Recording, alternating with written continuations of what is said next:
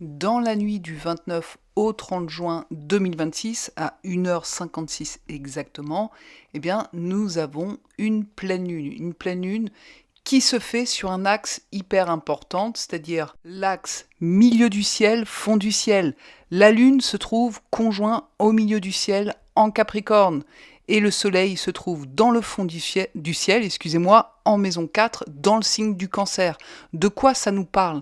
Le fond du ciel, c'est tout ce qui va toucher à nos racines, à notre enfance, à notre foyer. Et c'est double, pourquoi ? Parce que ce soleil en maison 4, eh bien, se trouve dans le signe du Cancer. Là aussi, ça nous parle de l'enfance, des racines, du foyer. Et cette lune tout là-haut, perchée tout là-haut, visible, c'est comme si cette lune était sur une scène, eh bien, elle va venir éclairer ce soleil caché tout en bas.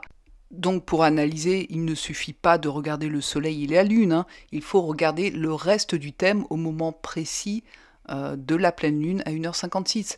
Ce qu'on peut voir aussi, c'est ce Mercure. Regardez Mercure, qu'est-ce qu'il a de particulier ? Eh bien, il est rétrograde. Quand une planète est en rétrogradation, c'est-à-dire qu'au lieu d'avancer, eh bien, elle donne l'illusion de reculer. C'est ça une rétrogradation. Et une rétrogradation, ça nous parle de quoi ? Ça nous parle là aussi du passé. Donc cette pleine lune parle énormément du passé. On peut voir à côté de Mercure, Jupiter. Jupiter, quand il touche une planète, il vient l'amplifier. Là, il touche Mercure, donc il vient amplifier cette Mercure rétrograde. C'est fort et c'est puissant et c'est pas fini. Il y a d'autres aspects à prendre en compte qui sont très forts. Là, Jupiter en conjonction à Mercure rétrograde, donc il amplifie ce Mercure rétrograde.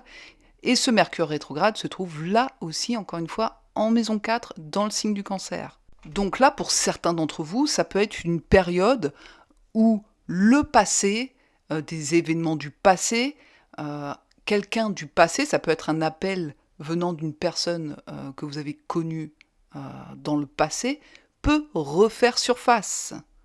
Et là où c'est puissant, c'est regarder ce Mars et Uranus en conjonction. Je ne sais pas si vous imaginez ce que c'est, la conjonction de Mars-Uranus. Mars, c'est quoi ? C'est la guerre, c'est l'action, c'est le feu. Uranus, c'est l'électricité, c'est l'imprévisible. C'est une énergie énorme.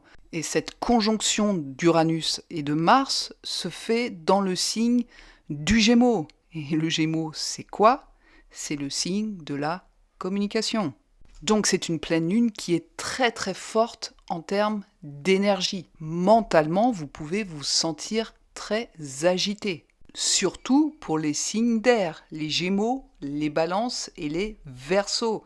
Là, votre esprit peut tourner très très vite pendant cette période. Peut-être trop d'idées, trop d'informations. Il y a une agitation mentale qui est difficile à calmer pour vous, les signes d'air. Pour les signes de terre, les taureaux, les vierges, les capricornes, ça peut être des émotions que vous n'aviez pas prévues, que vous n'aviez pas, j'ai envie de dire le mot, le contrôle dessus. Et ça, pour vous, ça peut être inconfortable. Pour les signes d'eau, alors là, c'est encore plus fort, que ce soit les cancers, les scorpions et les poissons, et je pense que vous allez le sentir même bien avant la pleine lune, c'est des émotions qui arrivent par vagues et qui peuvent vous submerger. Une sensibilité à fleur de peau, des rêves qui sont très forts. Il va falloir canaliser là les signes d'eau. Et pour les signes de feu, les béliers, les lions et les sagittaires, là, c'est comme s'il y avait de l'impatience chez vous pendant cette pleine lune. Il y a quelque chose que vous voulez faire, mais que vous ne pouvez pas encore concrètement agir pleinement et physiquement et mentalement.